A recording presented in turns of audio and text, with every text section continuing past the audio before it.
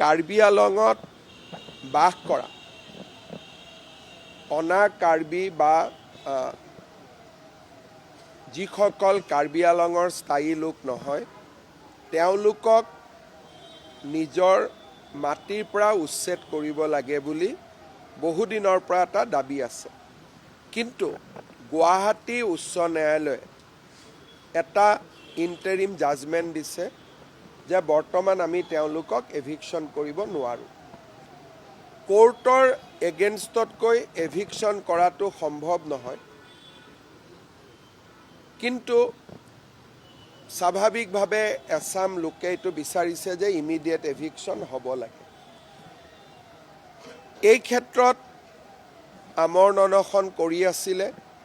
যেতিয়া স্বাস্থ্যৰ অৱনতি ঘটিলে আমি তেওঁলোকক গুৱাহাটী মেডিকেল কলেজলৈ লৈ আহিলোঁ। তাতে এটা বাতৰি কোনোবাই উলিয়াই দিলে যে আমি তেওঁলোকক গ্ৰেপ্তাৰ কৰিছোঁ। কোনো গ্ৰেপ্তাৰ কৰা হোৱা নাই, চিকিৎসাৰ কাৰণে অনা হৈছিলে। DGP তাতে আছে, ময়ো সকলোৰে লগত কথা পাতি আছোঁ আৰু যিসকল মেডিকেলত আছিলে তেওঁলোক এতিয়া ঘৰলৈকে ঘূৰি যাব আৰু মই ভাবোঁ যে বিষয়টো আমি আলাপ আলোচনাৰ মাজেৰে আমি ইয়াক নিষ্পত্তি কৰিব পাৰিম।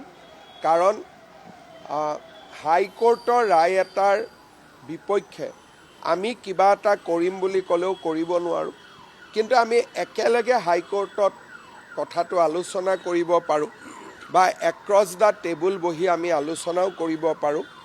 মন্ত্ৰী ৰণোজ পেগু তালৈকে গৈ আছে আৰু DGP ইতিমধ্যে তাত উপস্থিত হৈছে।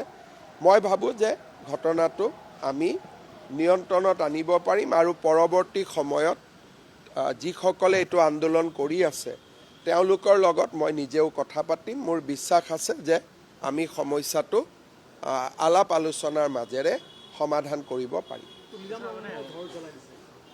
মই তাকে কৈছোঁ যে তুলিৰাম ৰংহাঙে নিজেও বিচাৰে যে আমি এভিকশ্যন কৰোঁ, কিন্তু হাইকোৰ্টৰ অৰ্ডাৰ হ'লেতো তুলিৰাম ৰংহাং নহয়, ময়ো কৰিব নোৱাৰোঁ। গতিকে যোনেই ঘৰ আক্ৰমণ কৰিছে বা থানাখনতো অলপ আক্ৰমণ কৰিব চেষ্টা কৰিছে, এইটোৱে সমাধান একো নানে। বৰঞ্চ কালি যেতিয়া হাইকোৰ্টে গম পাব যে আমাৰ অৰ্ডাৰ থকাৰ পিছতো কোনোবাই আমাৰ অৰ্ডাৰটো ভায়লেট কৰিবৰ কাৰণে জবৰদস্তি কৰিছে, তেতিয়াতো হাইকোৰ্টৰ আৰু বেছিহে খং উঠিব।